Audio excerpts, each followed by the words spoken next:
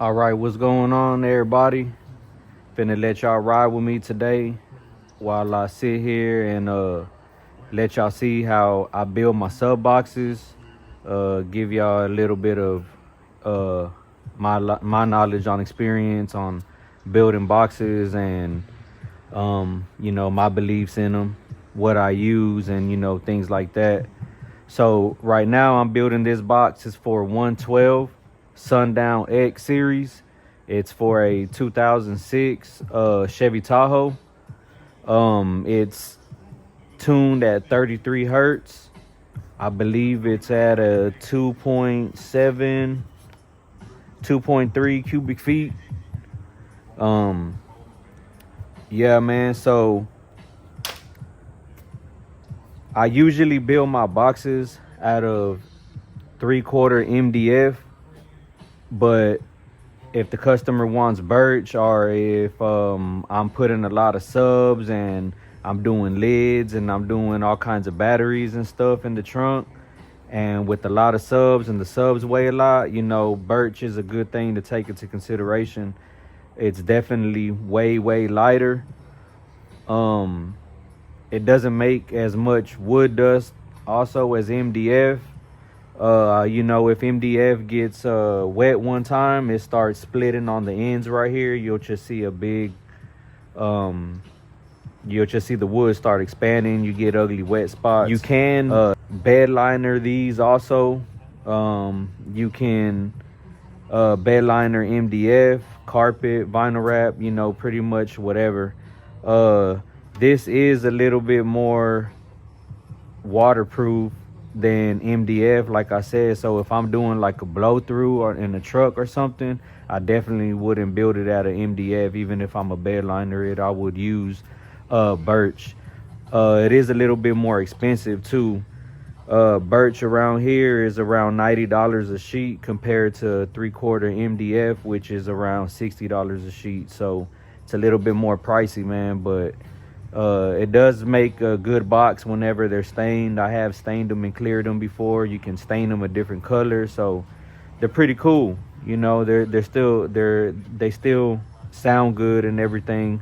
I really like the way MDF sounds even more. So that's the type of wood I use. Wood glue, I only use the Type Bond 3. They have a red one, which is the basic. Then they have the blue one, which is the middle. And then they have the green one, which is the, superior strength. And I just feel more safer using this one than the other ones. I do use screws. Right now, I just have it glued. And I use 1.5 brad nails to staple it and hold it in place. Then I go back and hit it with some screws, which I'm about to do right now. All my bracings are on the pieces that have a lot of distance in between them, so this gives you extra strength, so the wood doesn't flex whenever the sub is playing.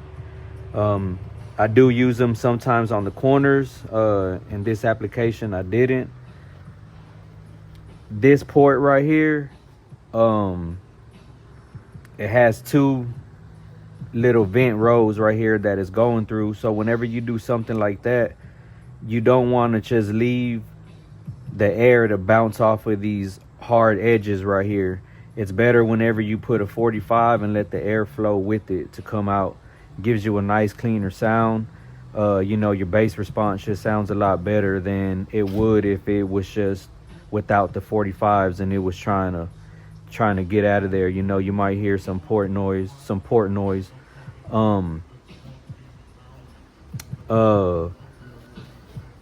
Yeah, so what's all left on here, I knocked this out last night. I'm about to go ahead and draw up my circles on the baffle so I can go ahead and cut out the sub holes, and I can glue it on there and screw it down and start finishing up the edges and giving it a nice little sand. Get some of this wood glue off right here so you don't see it too much. Now, I also want to talk about sealed boxes. I've been building boxes for a long time, You know, even back in the day, everybody went with a sealed box. Me personally, I will not put a ported box in one of my own cars. I like sealed. I like to put a lot of subs in a sealed box. That's just my preference on what I like down here. But whenever I build enclosures for people and they're ported, they do take me by surprise because it's just a way different sound. But my personal preference, I like the tight punchy bass in the sealed boxes.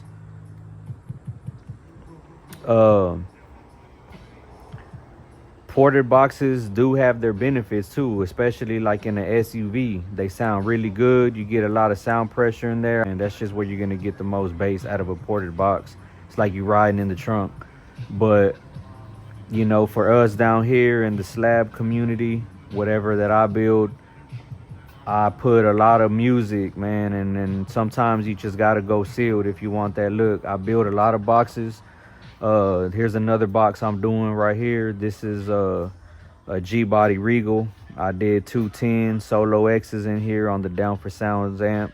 I'm gonna be doing a video on this one too, finishing it up because I'm doing the bottom lid and stuff. We're gonna light up the amp so everything's gonna be you know, nice and glowing. And I know for sure this trunk is finna bang. Those are 210 solo X's. I tuned that one at 32 hertz. You know, you see this one I did at an MDF double baffled also. That's how it's looking on the inside. I like to round off all my curves right here on my ports, get better airflow.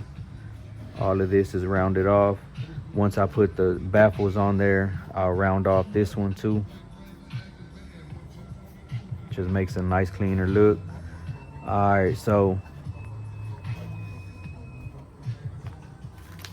my cutout for my sub is gonna be 11.09. So 11, half 11, 5.5. So it'll probably be about 5 5/8.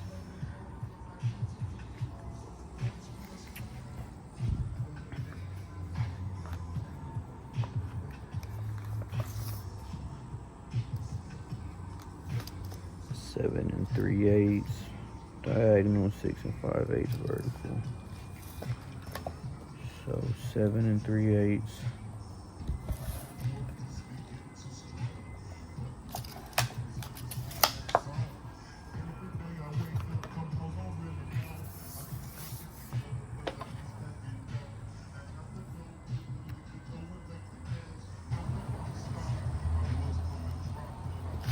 So there'll be my middle line right there. This is a little hack that I do right here too, man. I'm finna show y'all something. Some people have a jig. I make my own jig. So what I'll do, for example, is so to find the circumference,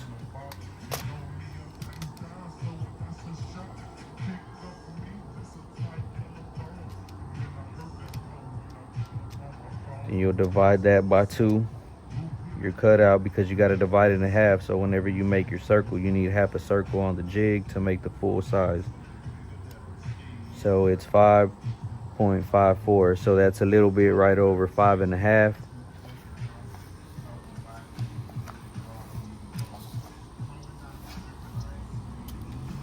So you'll find your start point. You'll poke a hole in one end of a piece of cardboard or paper or whatever.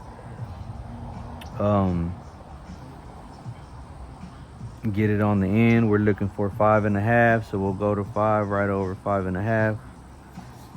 Make a line right there. Go ahead and make a hole for your pencil to go through. It's the one I'm using. This is the start point. You're gonna line this up right where you have your center. Drop that in there. There goes your circle. If I wanted to know the outside, then I would look in the specifications and find the total around the whole speaker. Just say, for example, if it was 12 and a half, then that means it would be 6 1/4 from here to another line, and then that would give you the outside. So there's our cutout for that one.